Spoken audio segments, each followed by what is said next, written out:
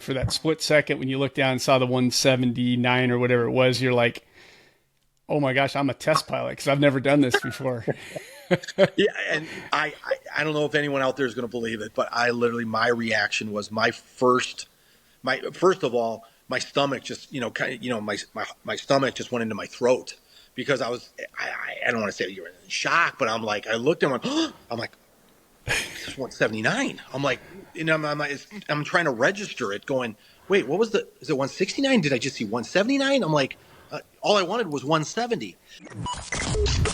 Welcome to Powerboat Talk, the podcast where we talk everything performance boats with your host, Joe Road.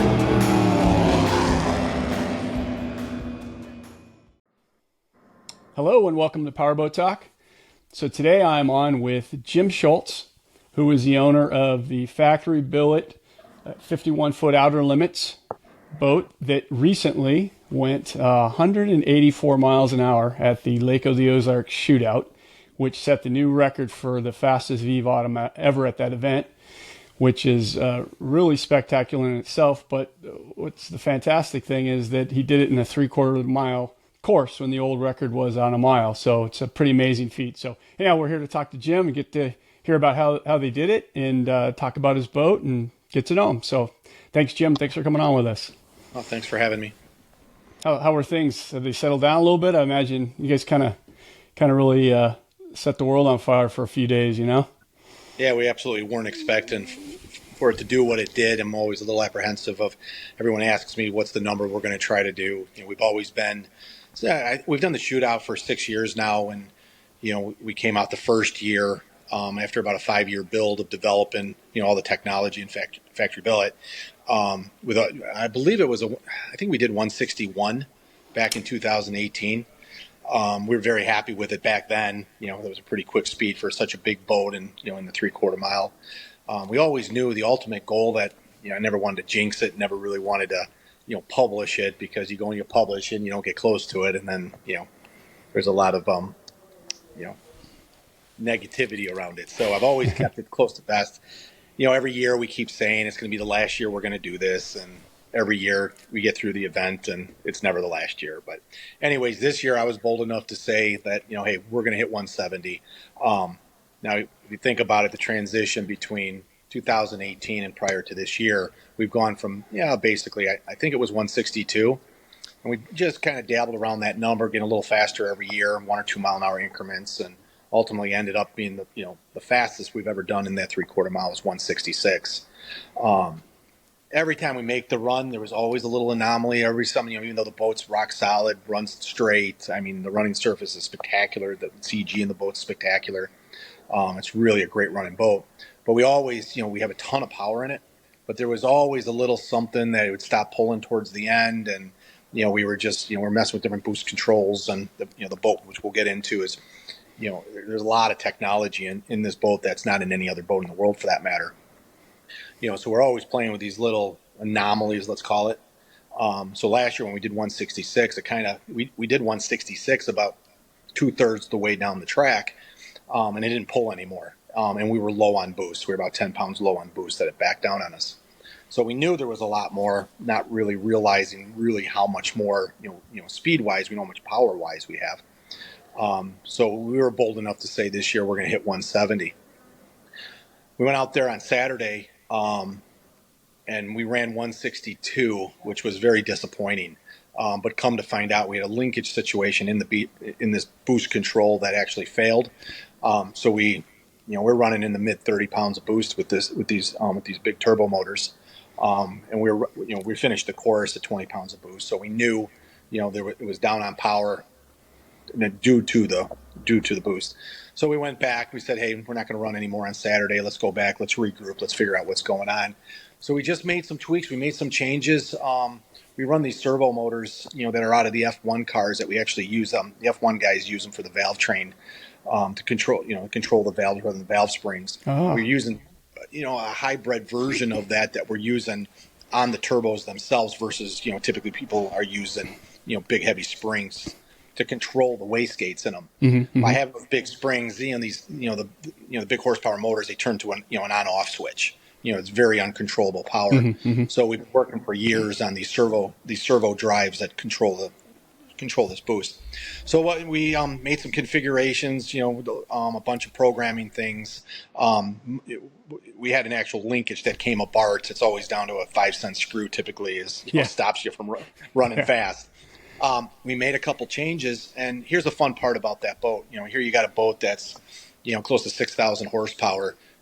We literally use it as a recreational boat. We'll put 100 hours, which really? Unheard of. A lot of people don't believe it, but here, think about it. A lot of these guys that go to the shootout, they got pontoon boats that pull these boats out to the start gate.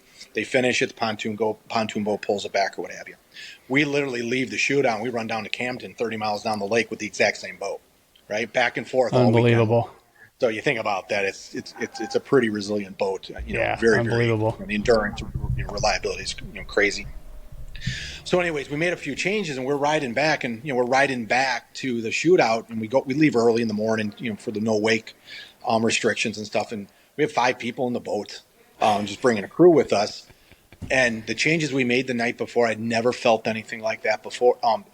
Felt it previously before that we just got onto it. The boost control, the control itself, and how it spooled up and how it ramped.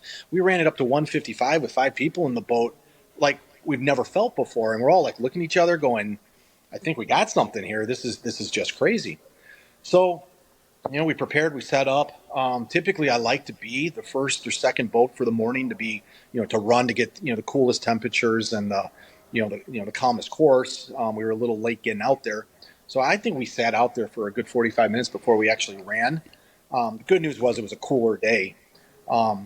We got out there, I hit the course perfect, relatively perfect. We got a bit of a technique on how we stay close to the start boat and how we angle to the finish buoy. The setup, the line was perfect, and we just got into the power. When I got into that power, typically we don't have a throttle guy. Mike Foucher is in the boat. He's monitoring all the all the diagnostics of the motor. But the boat itself is, through the ECUs, we're controlling all the drives, the tabs, the acceleration. We don't have auto throttles. I'm physically bringing the throttles down, but typically what we do is we just push them down, put both hands on the wheel, and we run the course. This particular time, it was pulling so hard.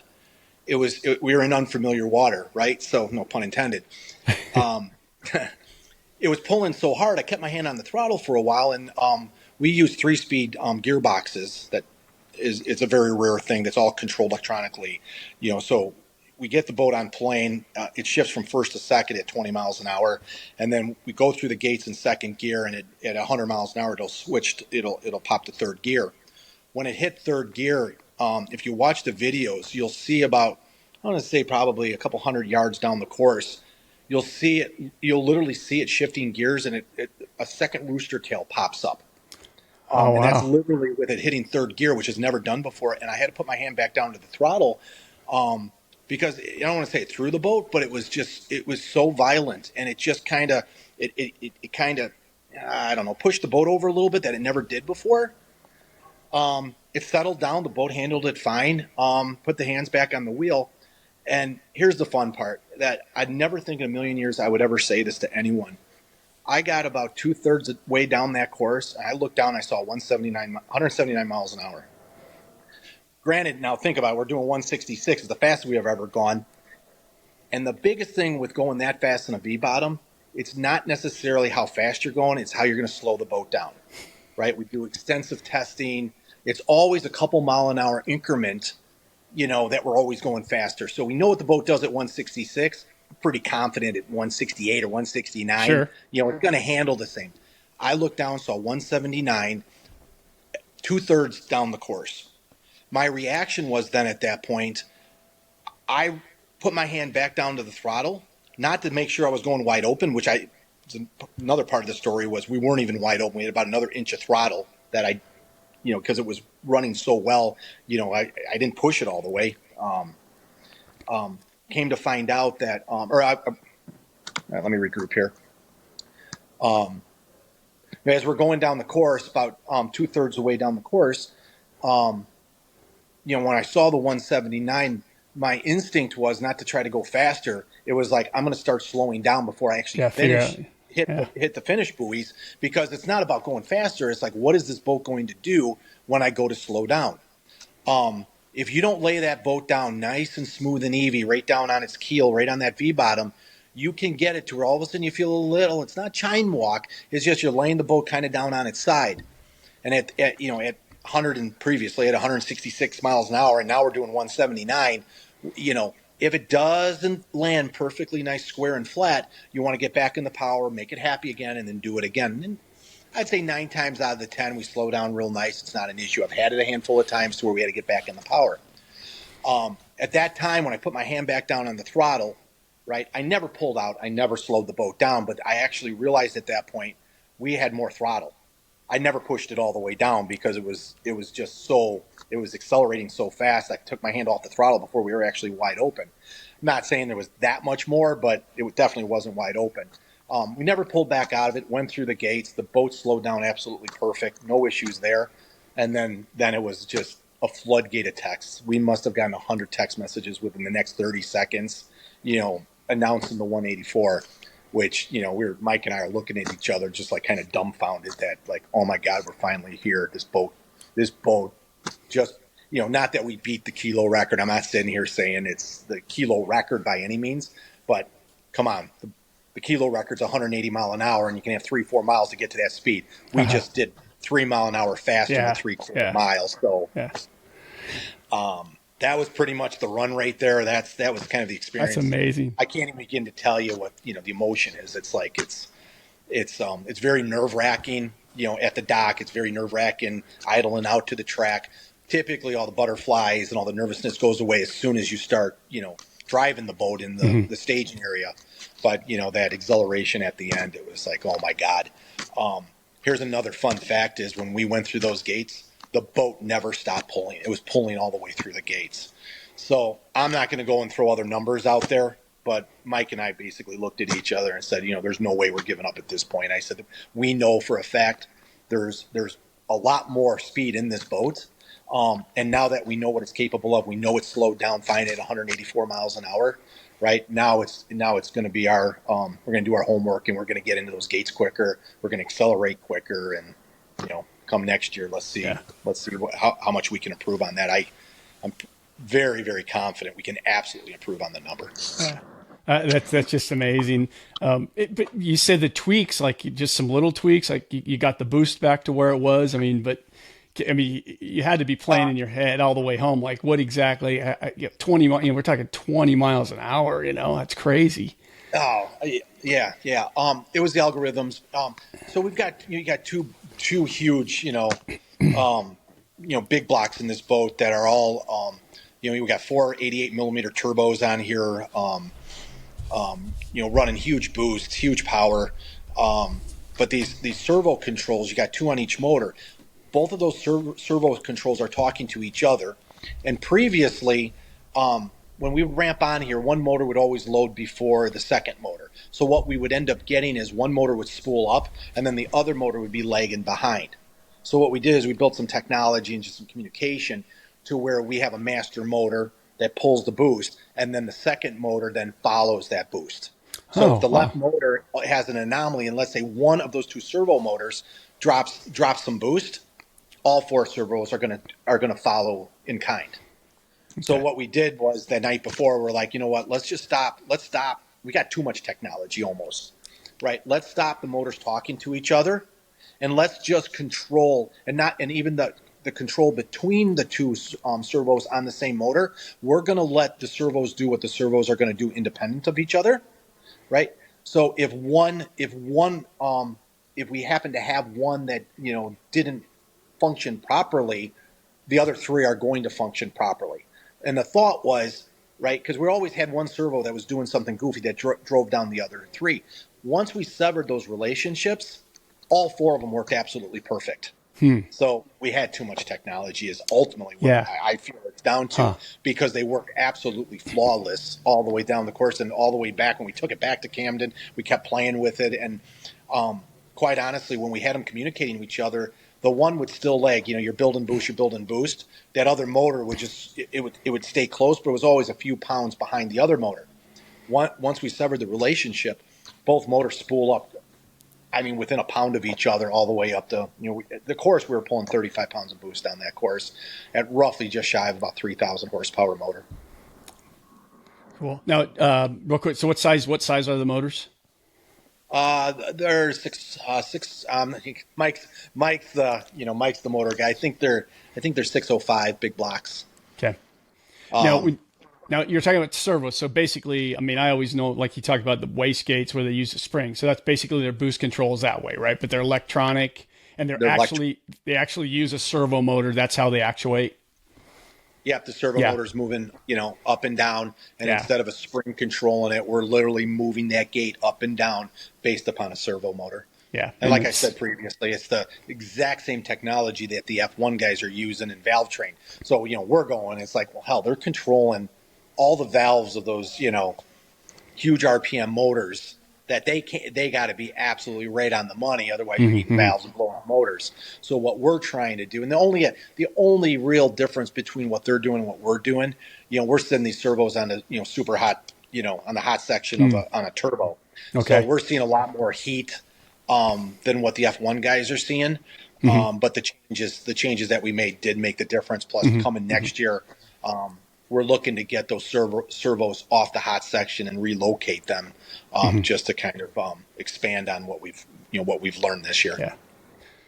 Plus, if I understand it correctly too, I mean, those servos on an F1 motor, you're actuating them you got them in like low gear. Like the demand you're putting on them is really slight compared to an F1 car where they're probably moving in and out. They're changing like crazy, fluctuating in and out of turns. And no, the RPM differences. Now, they're not apples to apples. I mean, it's the same company. The servo that we're using on the wastegate isn't the same part number. It's definitely a different beast. That's what's on the F1 car. Sure. But it's the same company, same technology. Yeah, technology. The same methodology on how we were going to control it and do it and use it.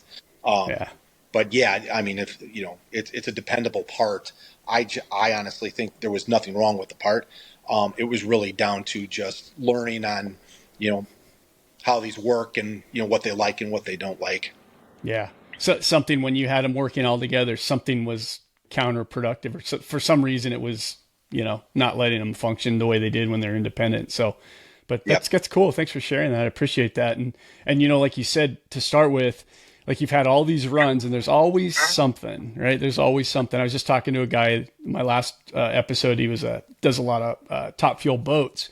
And we're talking about how like you almost never have a perfect run, but once in a while, like kind of like what you see, like kind of what sounds like what happened with you guys, you kind of had that where everything, all those little things you never could get to work together because of so much technology, so much horsepower, but they happened to, and you had sound like kind of a possessed boat for 3/4 of a mile. Yeah, no, everything definitely fell in place. And, we spent 5 years building the boat before we ever even showed up at the shootout. So there was an immense amount of tech, design, engineering, testing. We've got a full dyno facility here at the shop here. The amount of dyno pulls that we've made, just learning on, what the motor likes. We've done spintron technology where we actually literally cut a motor head, run the valve tran up to 15,000 RPM, see what kind of float that we get. There's every aspect of that motor, soup to nuts. There's nothing really off the shelf. It's all, majority of everything is proprietary to Factory Billet and, what we develop. But it's just putting that package together to where a motor's truly, truly happy.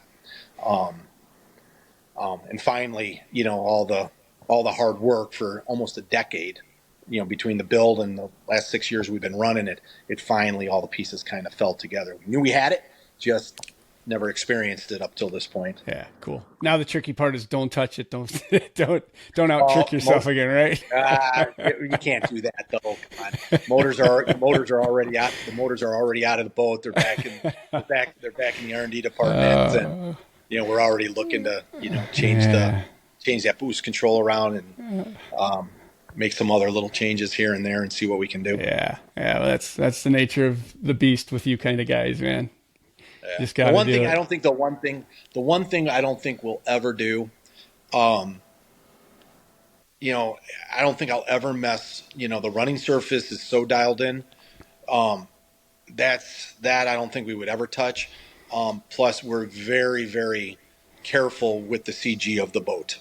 We'll literally add or take away weight depending on what our physical weight is. Right, Really? Mike and I went through a health kick a couple years back, and we both, between the both of us, we lost 60 pounds. We physically took 60 pounds of weight out of the CG. We are beyond, careful with the CG of the boat, because at those speeds, in that boat, if anybody that's seen the boat run in the shootout, the boat is so darn stable. It's Looks beautiful. at speed. When we're out playing with the boat, and it's always been a great boat. It didn't start as a race boat. It started as, that was my boat I bought back many years ago. I had 1075s in it. And truly, I never really ever touched the bottom, made a couple little water pickup tweaks on how the water, enters into the pickups. But all in all, it's the same bottom. And, typically what you get with a high-speed boat like that is it's a high-speed boat, it's stable, it works, but it doesn't work at lower speeds, or it doesn't handle. I can take that boat at 90 miles an hour and turn it like a go-kart. It's just absolutely I can never replace that. As far as I'm concerned, I don't think I would ever even attempt to try to replace that boat and say, hey, I'm going to get a different V-bottom and put this horsepower in there and try to do it again. Because it's one thing to build all the power, but to actually use the power and have the proper running surface, it's like the perfect marriage. Yeah. Yeah. No, it does look, the way the thing runs, like you can't even really tell it's going that fast. It's amazing. It's amazing that this day and age, 51-foot boat, we can get going that fast. That's unbelievable. Yeah, a lot of people, in the early days when we started running the boats, everyone's like, it's a big boat. It's a 51-foot boat, but it's a 47-foot running surface. They've got a bustle, the Outerlimits had put a big bustle on the back to call it a 51, but it's truly a 47-foot running surface on there. But everyone is like, well, you're carrying a lot of extra weight, aerodynamically, it's not really designed, to be a fast boat. It is, it isn't. But what I've come to the conclusion, once we're getting, we potentially, I don't want to jinx myself here, but is the boat capable of hitting 190 miles an hour? The way I felt going through those gates at 184 and as hard as it was still pulling, to say, is there another 6 mile an hour in this boat's in this boat's capabilities? I wouldn't even bat an eye on it and say, yes, absolutely, this boat could hit 190 miles an hour. Now, if you're going those kind of speeds, I don't think I'd want to be in a 38 or a 42-foot boat. The more length we have, the more stability that we have, the more balance we have. Mm-hmm.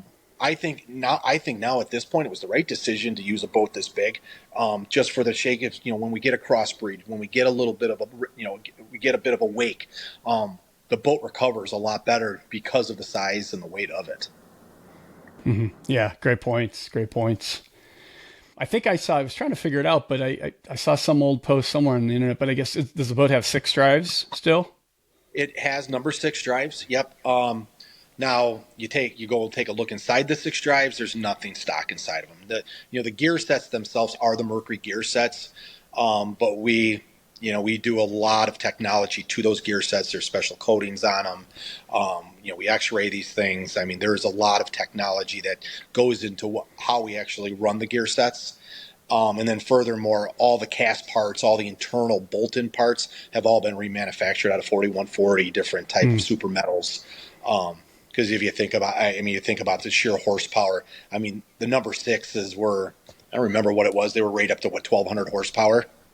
We're beating the heck out of this thing with 3,000 horsepower, ridiculous amount of torque, and knock on wood, we have not had one drive anomaly ever in these drives. So yeah, but yes, they are number 6 drives.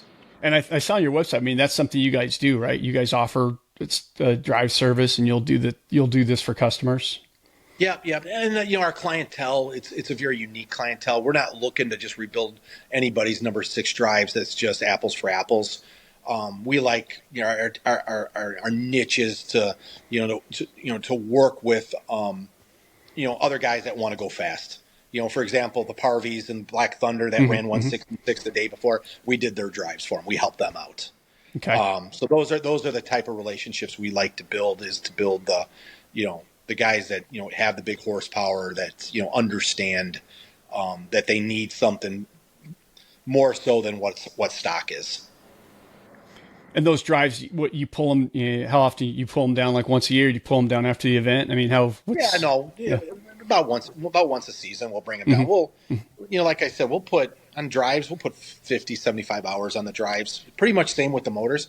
I mean, this same boat, I would take the boat the way it's set up today, and I'd run the Key West poker run in it. I wouldn't detune it. I wouldn't touch it. Really? I'd throw the thing in second gear, run 140 mile an hour down the Key West.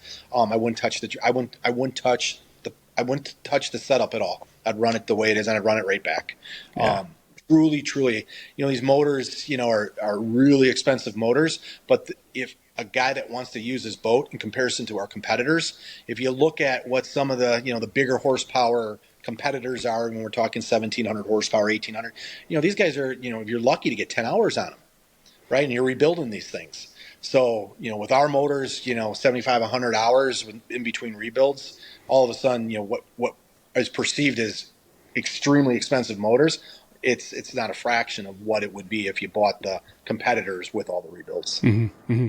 And you said you're using 88 millimeter turbos, I believe you said. Yep. They're 88 millimeter turbos. We worked with Precision Turbo, and we did our own water jacketed proprietary turbo housings. And these are not type of turbos that are just available off the street. These were developed with a partnership with them. And it goes true with a lot of the components. Another fun part on these motors are Inconel, a super metal. The headers on the motors are 3D printed Inconel. Wow. So all the way from the engine all the way up to the turbos, it's all 3D printed Inconel. And what a huge difference. And it just goes into the happiness of the whole motor and the whole package. Think about being able to 3D print every single one of those cylinders has the exact CFM from cylinder to cylinder. When we're watching our exhaust temperatures and our cylinder head temperatures, I mean, they're within a few degrees of each other, and that's because of the efficiency of these headers. And then think about your water jackets. Right, your water jackets, when you're looking at, typical stainless headers, guys are just trying to weld tubes inside of tubes. They're touching in certain areas. There are a lot of hot sections. They're very inefficient. Sure. But now these are 3D printed all the way from the motor all the way up to the bottom of the turbo with exact, precision water jackets up around the entire, inner tube. And like I said, the flow is exact from cylinder to cylinder. What else can I tell you? There's, the 3-speed gearboxes is something. They had two-speed gearboxes that have been out there for a while. And the 2 speeds, you never had that super low gear. Our drive ratios that we're running, to give you kind of an example, we're running such a high gear set in the drives and then that relates into the transmissions. If we override it and put the transmissions in third gear, Factory Billet won't even idle. You can't put it in gear. It'll just stall right out. Mm-hmm. Second gear, for the most part, you can't even remotely. You can't get the boat over 5 mile an hour, 10 mile an hour in second gear. So it's these gear sets allowing us to run such huge props and such low gear sets in the drives. And when you run it, first gear, like I said, that just gets us up on plane to 20 miles an hour. But second gear and third gear, it absolutely feels like a go-kart. I mean, the throttle response, it just sets your head back in that headrest every time you touch the throttle. Is this a gearbox you guys actually made, or somebody else's gearbox? Is it you're modifying, or it's a proprietary gearbox to us that we worked along with a transmission builder that does the stuff for big funny car type stuff, big dragster type stuff. So we don't. We're a CNC shop here doing a lot of machined aluminum type component parts. We're not the guys broaching and doing gear sets. So we partnered up with Cone Engineering, and they, between our relationship over the last 10 years, have developed these three-speed gearboxes. Oh, cool.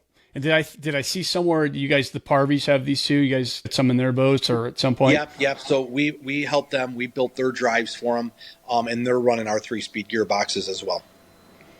They previously, 2-3 years ago, they were running big supercharged motors with nitrous.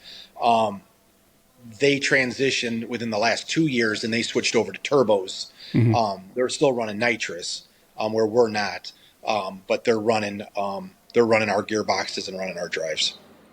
I mean, we help each other. We're collaborative with each other. Mm-hmm. As much as we're all very, very competitive, we're all friends at the end of the day. And it's like, anybody that wants to work with us, it's, yeah, we're all competitive, but, it's not like we're going to hold back on you. We're going to give you everything that, we would do for ourselves. Mm-hmm. We'll do with anybody for that matter if, they want to go fast.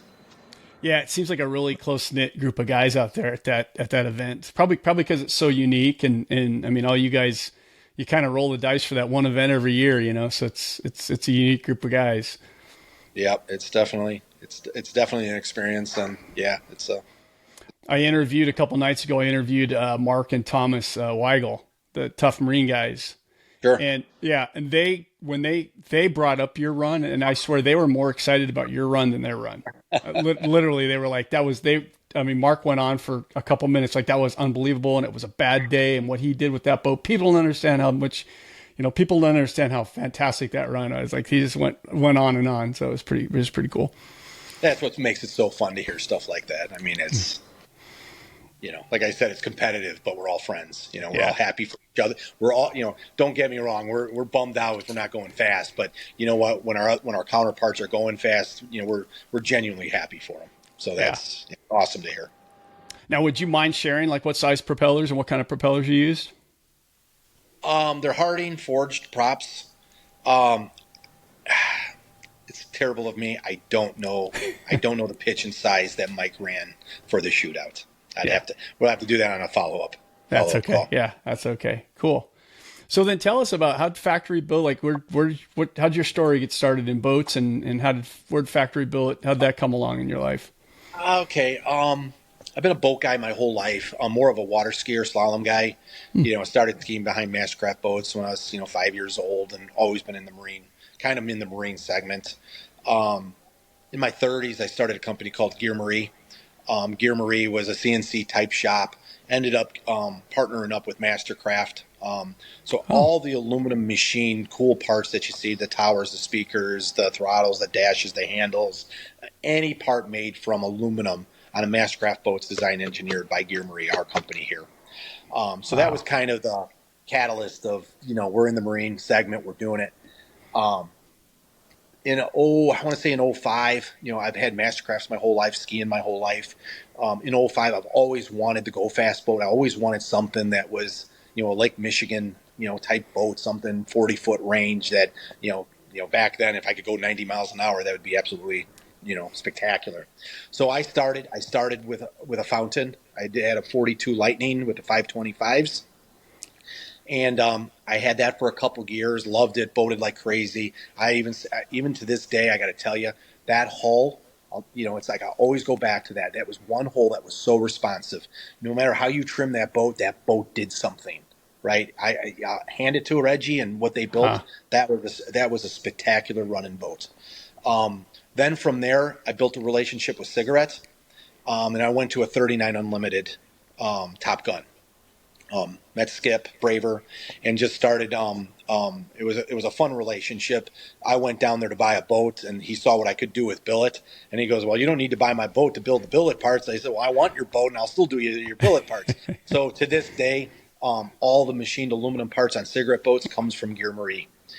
Then I had that for a few years, and that was probably the hardest decision I ever made because Skip, to this day, 20 years later, Skip Braver is one of my best friends. It was probably the hardest decision I ever made because I wanted to go faster. I wanted something that was more of an enclosed cockpit. I was really into poker runs. I was really into that, the Outerlimits look. So I literally felt like I was getting divorced. So I sold the Cigarette, and that's when I got into the Outerlimits. My first Outerlimits was just a 47 GTX open boat. I had that for a year. And then I transitioned within that same year. When I took delivery of that boat, I actually ordered the boat that we have today, which is the 51 cockpit boat. How Factory Billet came around was I named Factory Billet prior to actually starting the Factory Billet company. But we had Geremarie, and we were doing all these machine parts for MasterCraft, Cigarette. We were doing them for Outerlimits at the time. I wanted to start an off-brand, something that, Geremarie was, it's kind of a long story on how the name even came. It's my middle name and back then in the day, a girlfriend's middle name. Geremarie wasn't supposed to be anything more than a little side job type business.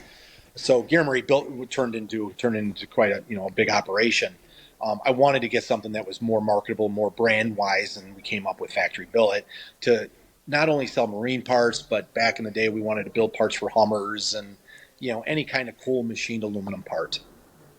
So we started Factory Billet. Never really took off with any of the the automotive type stuff. Kind of the name stuck with the boat, and then we started Factory Billet Power, which is kind of what we have today with the motors and the transmissions, the drives, intercoolers, and stuff like that. And that's kind of what you do now. I mean, it looks like you do motors, you do drives, help set up fast boats. Yeah, and it's not a big business. It's a very personal, small business. Due to the fact is, boating is fun. Boating's a lot of work, and there's a lot of problems with boats, right? No matter what we do, a boat breaks, and the faster you make a boat, they break more.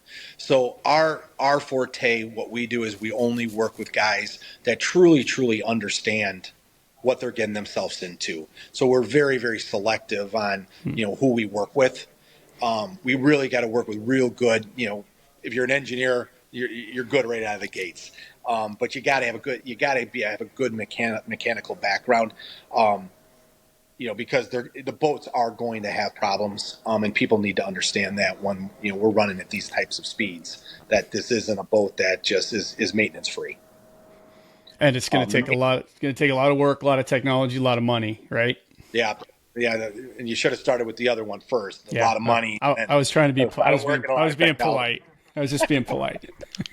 It's every year we do this, it's like after we get done, it's like, my God, was that a lot of money for 16 seconds? Jesus. Don't keep the receipts. Yep. So, well, cool. That's very interesting. I appreciate that. I'm trying to think about the technical part of the boat. You guys use Motec engine management stuff. Yep, we do. It's Motec. Yeah, Motec throughout. We got all the big screens throughout the cockpit. That we're monitoring everything. We're using the ECUs, kind of touched on it earlier. Obviously not just to run, the motors themselves, but we've also got the Motec integrated into the drives, the tabs. We've got accelerometers, we've got yaw meters. The ECU is controlling that boat all the way up to 140 mile an hour. It's watching the yaw, it's watching the acceleration of the boat. And it's adjusting the drives and the tabs all the way until we get to neutral. Once we get to neutral, we're at neutral at probably about 70 miles an hour. But then the ECUs are monitoring it up to about 140 miles an hour. And at 140 miles an hour, everything gets turned off. Everything stays at neutral, and no adjustments are made thereafter.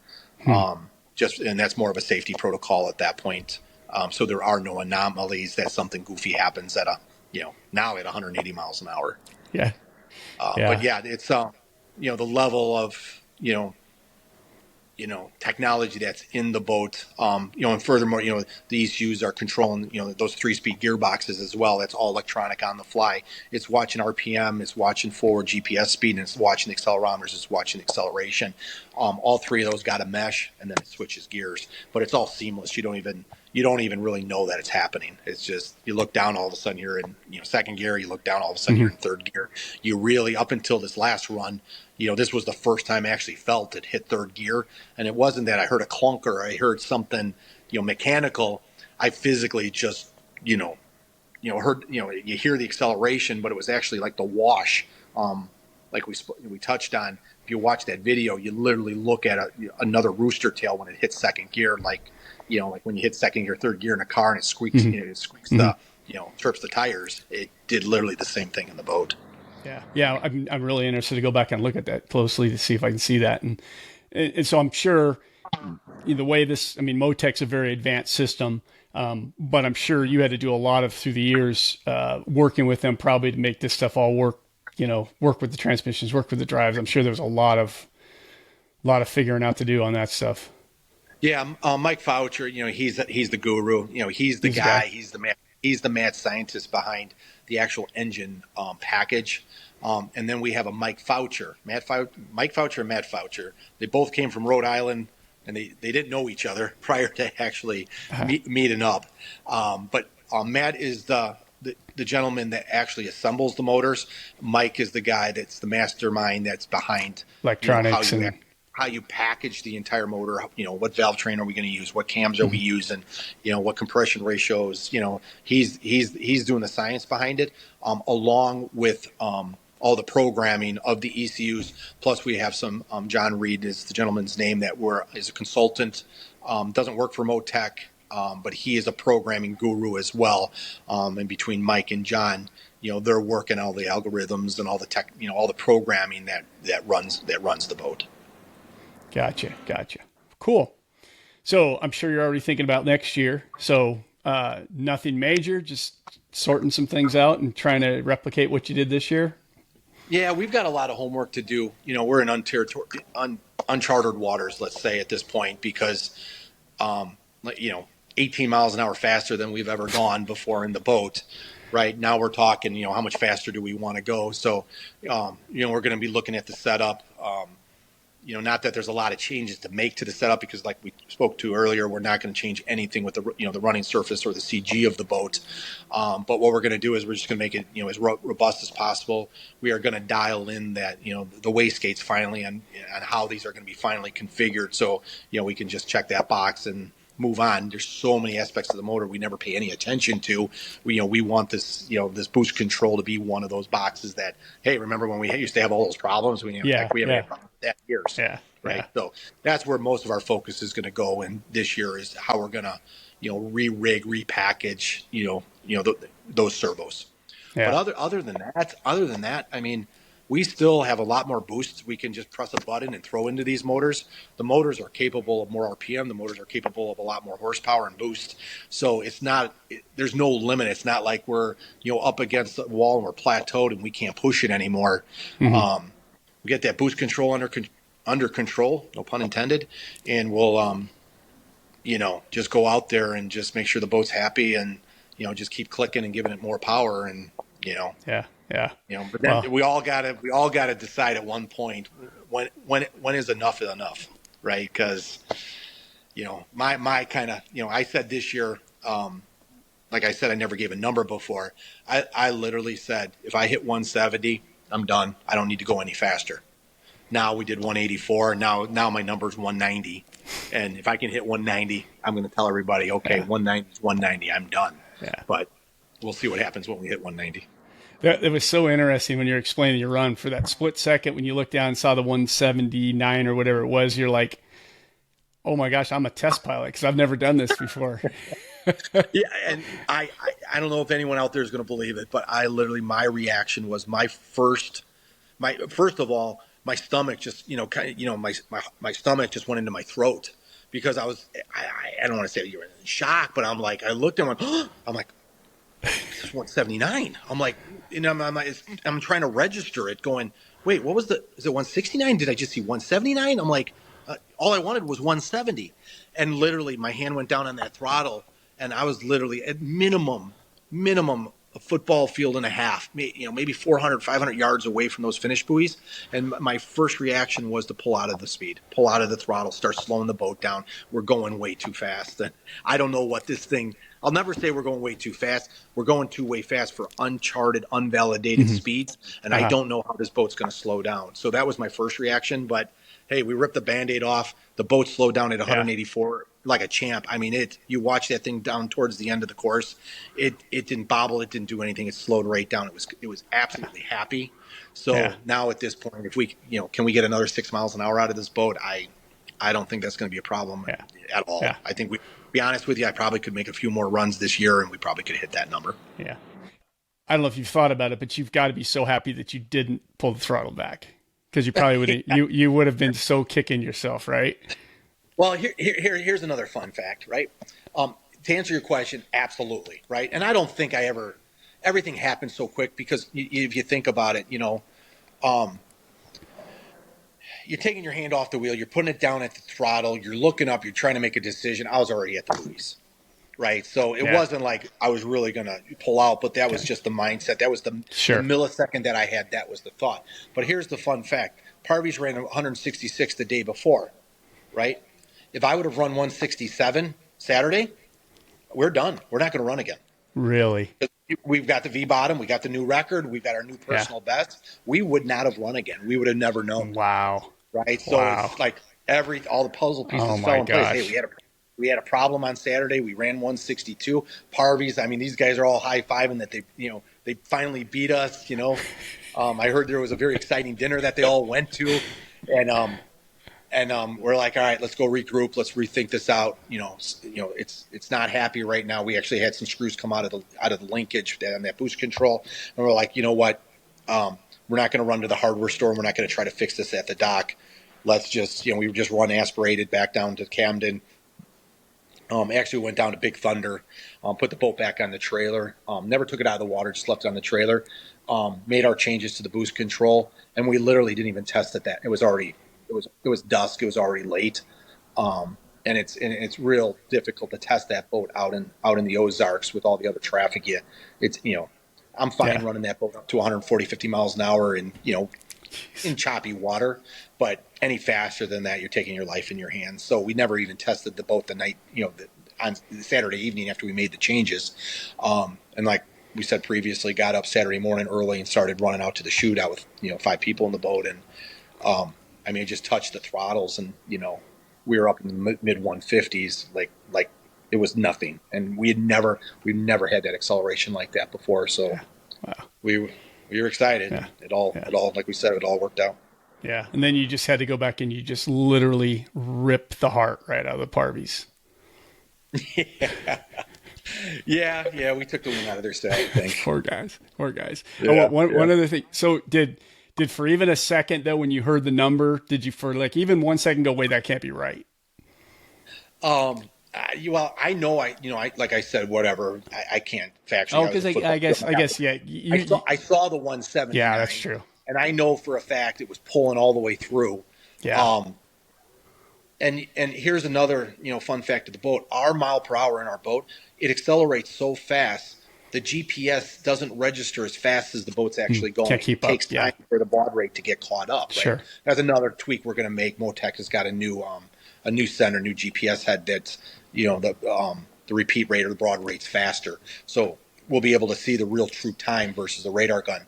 But then when we threw the gates and, Mike literally, I didn't see my phone was stowed in a pocket. Mike basically looked and then showed it to me, and he, don't want to repeat the words that were said, but there was some very exciting words that 184 miles an hour, and I looked at him, he looked at me, and we were just like, speechless. It was like, are you kidding me? This is just absolutely, it was unreal.